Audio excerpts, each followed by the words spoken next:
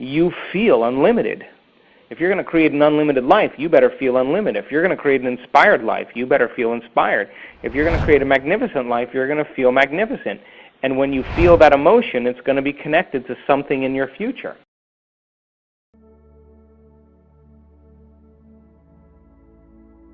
I'm your host, Dr. Joe Dispenza. Let's begin. Let's demystify this.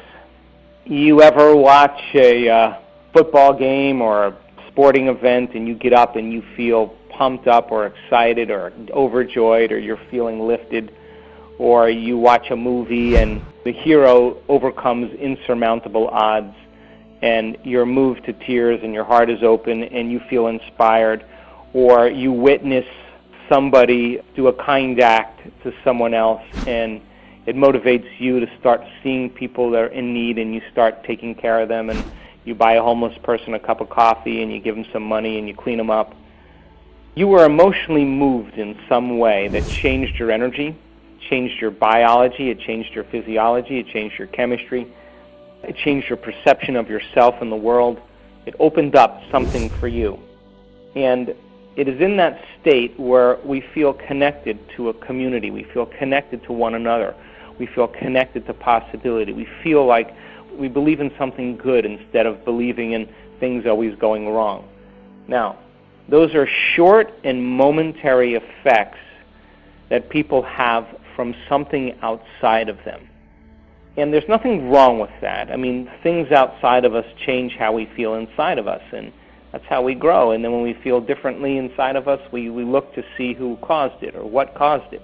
So as you begin to feel emotionally different because of some external experience, depending on how severe or elevated or intense the emotion is, the moment you're feeling differently than your normal self, the brain takes a snapshot, a picture, and that's called a memory.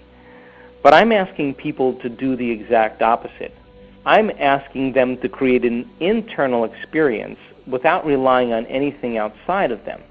So when they start falling in love with the future, when they start falling in love with an outcome, the movie picture, the witnessing of the kind act, the television sporting event, is no longer external. It's actually your brain running a film. It's your brain running a series of images. And those images then begin to produce emotions because the thought in your mind becomes an experience. So if experience enriches the brain, then you're beginning to install circuitry. If you're reviewing the behaviors you're going to do in one day, the act of rehearsing them begins to install the neurological hardware. Now your brain is moving neurologically from living in the past as a record of the past to becoming a record of the future. And then if you're feeling unlimited, if you're feeling invincible, and you're witnessing your own self cross the finish line, witnessing your own self being so abundant that you're giving away 10% of your earnings and you're making a difference in so many people's lives. If you're falling in love with your own personal life in a certain way that's not even a reality yet, but it's in your future, you're beginning to emotionally condition your body from living in the past to living in the future. So if you do this properly, you'll get up the same way as watching a sporting event. You'll get up the same way as watching a hero overcome the conditions in their life, because that hero is you.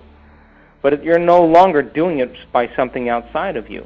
You're doing it by doing it from within you. So now you're regulating how you think and feel. If you do this properly, Asaya, and you begin to change your biology neurologically, neurochemically, hormonally, genetically, now your inner world is no longer a match with everything in your known external world.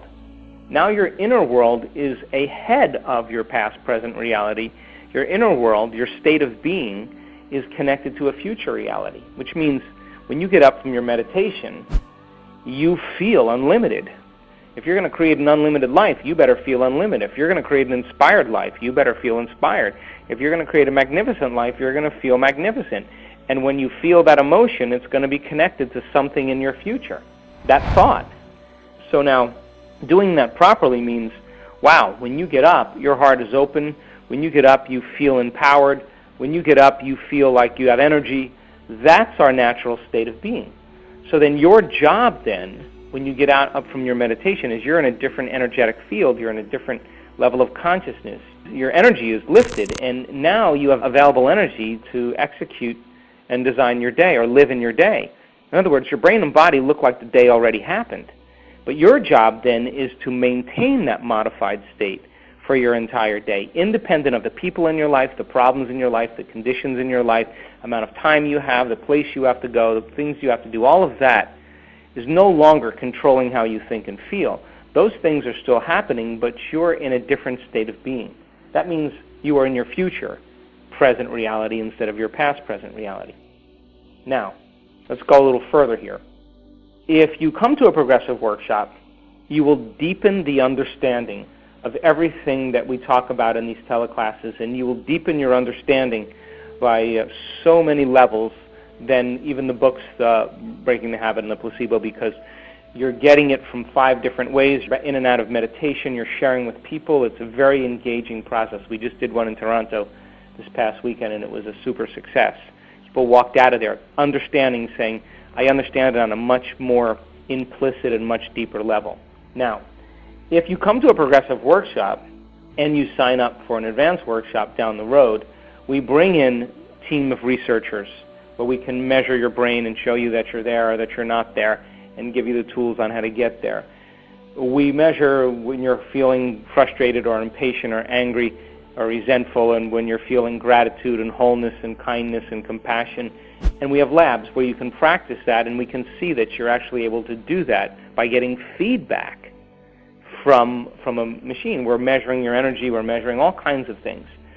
So the act of doing it right requires some practice, but progressiveness, you'll get the feedback to let you know when you're there and when you're not there. Now, the last point is that if you're doing it properly, then you should see feedback in your life. That's why we're doing all this, to show you how powerful you really are.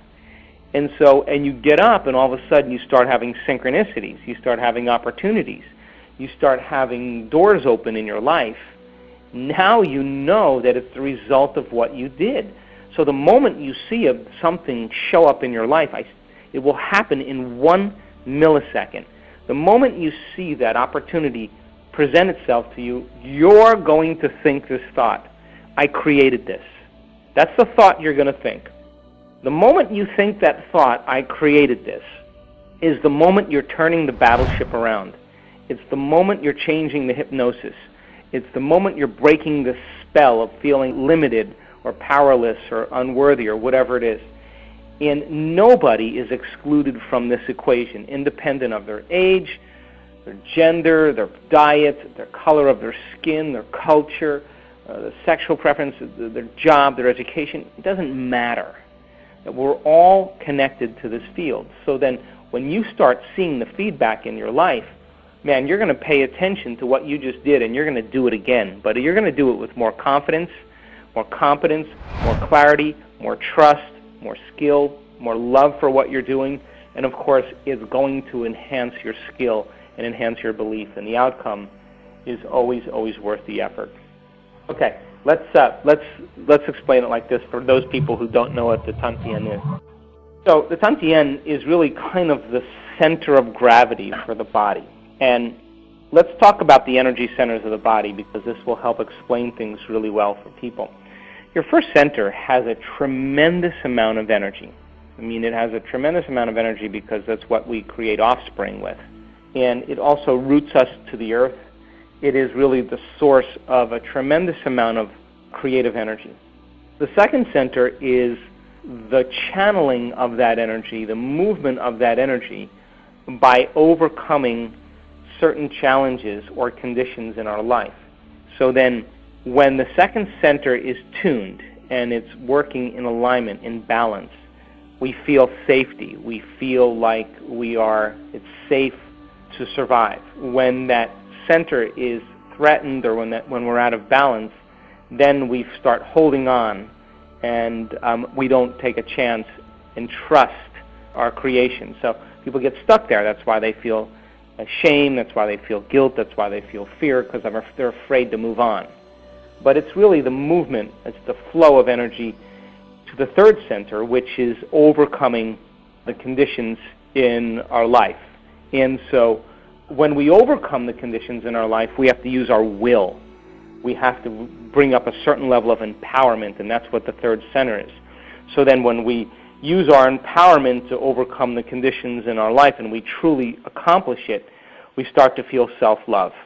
We start to feel joy. We start to feel kindness and compassion, and we start to really, it changes our whole state of being. We start to feel more integrated and more whole. And when we start to feel these elevated emotions, the next thing we want to do is express them. So by expressing them, we activate the fifth center. That's when the fifth center is in alignment. We're expressing love. We're expressing our truth. We're expressing our truest understanding of the world then. And of course, that energy naturally moves into the sixth center, and our brain starts to open up in new and unusual ways, and it changes our perception of our life and ourselves, which then begins to have that energy move into the seventh center. And when that occurs, then we feel more harmonious and we feel closer to the divine.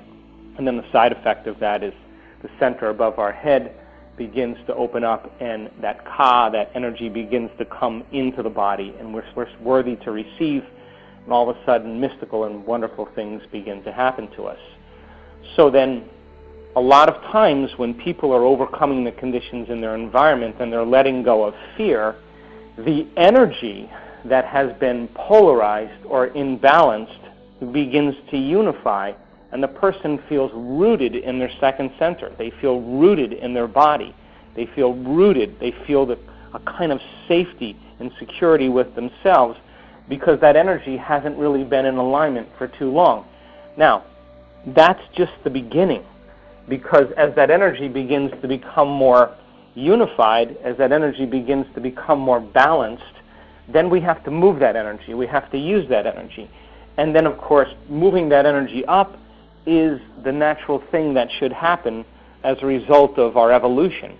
So when you feel it rooted in that center, it just means then that you've done something right, and it's moving from like a pendulum swinging back and forth, through different emotional states, to kind of all of a sudden the pendulum being in a very still and balanced state.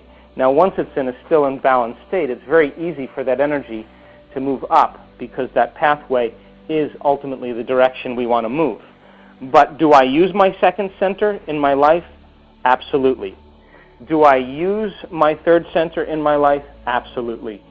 Do I use my fourth center? I use all of my centers in different conditions, but the aim is to use them in a balanced and secure way, in a holistic and healthy way.